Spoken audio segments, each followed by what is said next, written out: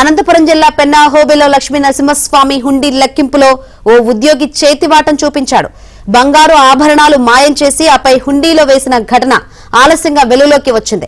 గత ఏడాది డిసెంబర్ 7న ఆమిద్యాలకు చెందిన రంగయ్య, వనజాక్షి దంపతులు మొక్కును తీర్చుకునేందుకు ఆలయానికి వెళ్లారు. అమ్మవారికి బంగారు తాలిబొట్టు, గొలుసు, ముక్కు పుడక, కమ్మలు, వెండి పట్టీలు మూటగట్టి హుండీలో వేశారు. వాటి విలువ సుమారు 5 లక్షలు ఉంటుందని భక్తుడు రంగయ్య చెబుతున్నాడు.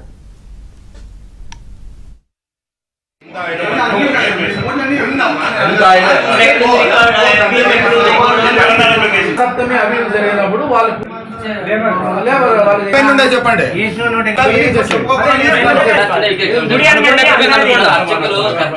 ఆలయం వరకే ఉంటాం సార్. మేము అంతవరకు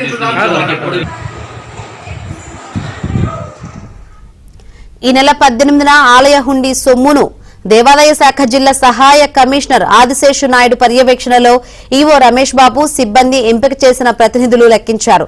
ఆలయంలో పనిచేస్తున్న పొరుగు సేవల ఉద్యోగి నగల మూటను మాయం చేశాడు. అధికారులు వెళ్లిపోయిన తర్వాత అర్చకుడు ఆభరణాల మూట గురించి ఆరాతీగా విషయం బయటకొచ్చింది. దీని వెనుక ఓ ఉద్యోగి, మరో ముఖ్య ఉద్యోగి సూత్రధారులుగా ఉన్నట్లు తెలుస్తోంది.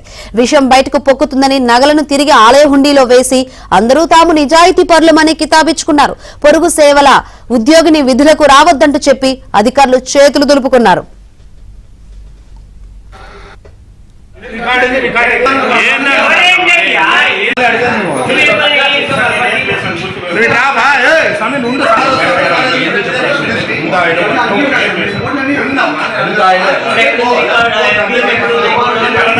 సప్తమి అవి జరిగినప్పుడు వాళ్ళకి చెప్పండి.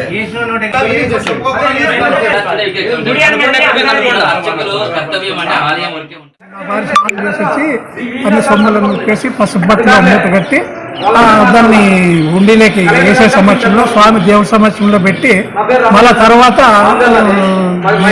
నా భార్యతో పసుపు తాడు కట్టించి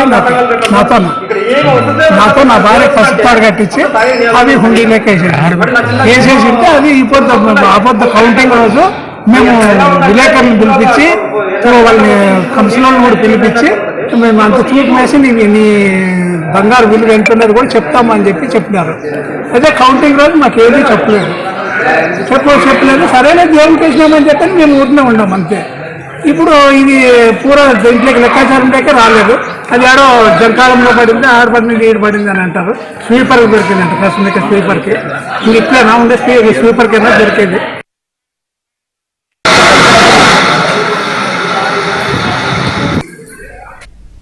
ఈ వ్యవహారం దేవాదాయ శాఖ జిల్లా సహాయ కమిషనర్ ఆదిశేషు నాయుడు దృష్టికి వెళ్లడంతో ఈ ఘటనపై సమగ్ర విచారణతో బాధ్యులపై చర్యలు చేపడతామన్నారు.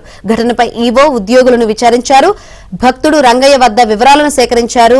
ఆయన సమక్షంలో తిరిగి హుండీ తెరిచి చూడగా అందులో ముక్కు పుడక గల్లంతైన విషయం బయటపడింది. సీసీ కెమెరాలను పరిశీలిస్తే మూట మాయం చేసిన తీరు కనిపించలేదు. ఇలాంటి ఘటనపై భక్తులు ఆందోళనకు దిగారు. అవినీతికి పాల్పడుతున్న అధికారులు సిబ్బందిని బదిలీ చేయాలని డిమాండ్ చేశారు.